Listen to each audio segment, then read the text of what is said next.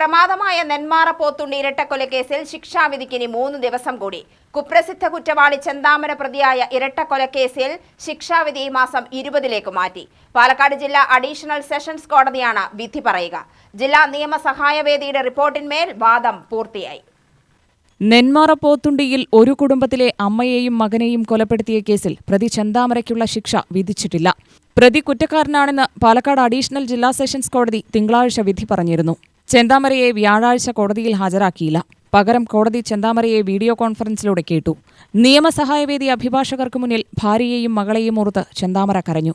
അതേസമയം മിറ്റിഗേഷൻ റിപ്പോർട്ടിൽ ചെന്താമര പറഞ്ഞ കാര്യങ്ങൾ അതേപടി പകർത്തിവെക്കുക മാത്രമാണ് ചെയ്തിരിക്കുന്നത് എന്നും നിയമസഹായവേദിയുടെ കണ്ടെത്തലുകൾ റിപ്പോർട്ടിലില്ലെന്നും പ്രോസിക്യൂഷൻ പറഞ്ഞു. പ്രതിക്ക് ചികിത്സ കൊടുക്കാത്തതുകൊണ്ടാണ് 2ാം കൊലപാതകമെന്നാണ് റിപ്പോർട്ടിലുള്ളത്. ഇതെങ്ങനെ അംഗീകരിക്കും? ചെന്താമരയുടെ ഏക ദുഃഖം മകളും ഭാര്യയും വിട്ടുപോയത് മാത്രമാണെന്നും മിറ്റിഗേഷൻ റിപ്പോർട്ടിൽ പറയുന്നു. പ്രതി പറഞ്ഞ കാര്യങ്ങൾ അതേപടി പകർത്തിവെച്ചിരിക്കുന്ന റിപ്പോർട്ടിനെ പ്രോസിക്യൂഷൻ ശക്തമായി എതിർത്തു. ജയിലിൽ ജോലി ചെയ്യുന്ന പണം കൊണ്ട് സുധാകരന്റെ മക്കളെ സംരക്ഷിക്കാമെന്ന പ്രതിയുടെ വാദം പരിഹാസ്യമാണ്.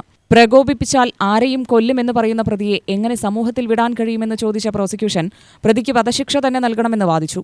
മിറ്റിഗേഷൻ റിപ്പോർട്ട് കോടതിയിൽ അവർ ഹാജരാക്കിയിട്ടുണ്ട്.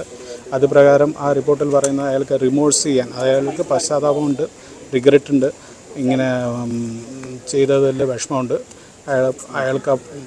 അയാൾ ജയിലിൽ കടന്നിട്ട് ആ മരിച്ച ആളുടെ 2ാമത്തെ കുട്ടീനെ നോക്കിക്കോളാം എന്നുള്ള രീതിക്കാണ് റിമോഴ്സായിട്ട് അവർ റിപ്പോർട്ടിൽ പറഞ്ഞിട്ടുള്ളത്. പിന്നെ അടുത്ത് പറയുന്നത് റീഹാബിലിറ്റേഷനെ കുറിച്ചിട്ടൊന്നും പറയുന്നൊന്നുമില്ല. അയാൾ എങ്ങനെയാണെന്നുള്ളത് റിമോഴ്സിനുള്ള ആകെ ഒരു വാക്കും ഇത് മാത്രമേ ഉള്ളൂ. പിന്നെ അയാൾക്ക് ഒരു റിഗ്രറ്റ് ഉണ്ട് എന്നുള്ളത് മാത്രമാണ് അവർ ഹൈലൈറ്റ് ചെയ്തിട്ട് പറഞ്ഞിട്ടുള്ളത്. വേറെ കൂടുതലായിട്ടൊന്നുമില്ല.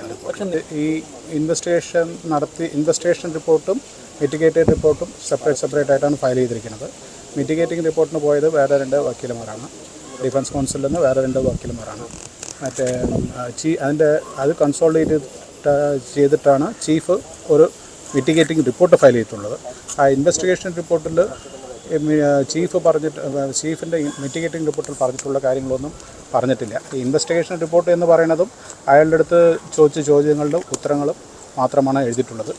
ആ ഉത്തരങ്ങളൊന്നും ഈ മിറ്റിഗേറ്റിംഗ് റിപ്പോർട്ടിൽ പറഞ്ഞിട്ടുള്ള കാര്യങ്ങൾ എങ്ങനെ വന്നു എന്നുള്ളത് യാതൊരു അടിസ്ഥാനവും കാണുന്നില്ല.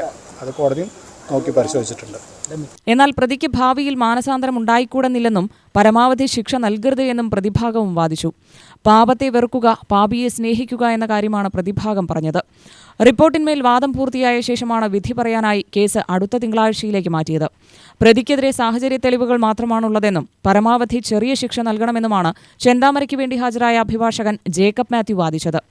2025 ജനുവരി 27-നാണ് പോത്തുണ്ടി തിരുത്തമ്പാടം ബോയ്സ് കോളനിയിലെ സുധാകരൻ എന്ന 55-കാരനെയും സുധാകരന്റെ അമ്മ ലക്ഷ്മി എന്ന 75-കാരിയെയും ചെന്താമര വെട്ടിക്കൊലപ്പെടുത്തിയത്. സുധാകരന്റെ ഭാര്യ സജിതയെ 2019 ഓഗസ്റ്റ് 31-ന് ചെന്താമര കൊലപ്പെടുത്തിയിരുന്നു. സജിത വധക്കേസിൽ കഴിഞ്ഞ വർഷം കോടതി ചെന്താമരയ്ക്ക് ഇരട്ട ജീവപര്യന്തം തടവ് വിധിച്ചിരുന്നു. അതേസമയം ദൃക്സാക്ഷികളില്ലെന്ന വാദമാണ് പ്രതിഭാഗം ഉയർത്തുന്നത്. തനിക്ക് വധശിക്ഷ നൽകാമെന്നാണ് ചെന്താമര കോടതിയോട് പറഞ്ഞത്. അപൂർവങ്ങളിൽ അപൂർവമായ കേസായ നിലയ്ക്ക് പരമാവധി ശിക്ഷ നൽകണമെന്നാണ് പ്രോസിക്യൂഷന്റെ വാദം. എന്നാൽ ചെന്താമരയ്ക്ക് മാനസാന്തരം വരില്ലെന്ന് എങ്ങനെ പറയാനാകുമെന്നാണ് പ്രതിഭാഗം ചോദിച്ചത്. വാത്മീകിയുടെ ജീവിതത്തെക്കുറിച്ച് ഓർമ്മപ്പെടുത്തിയായിരുന്നു പരാമർശം.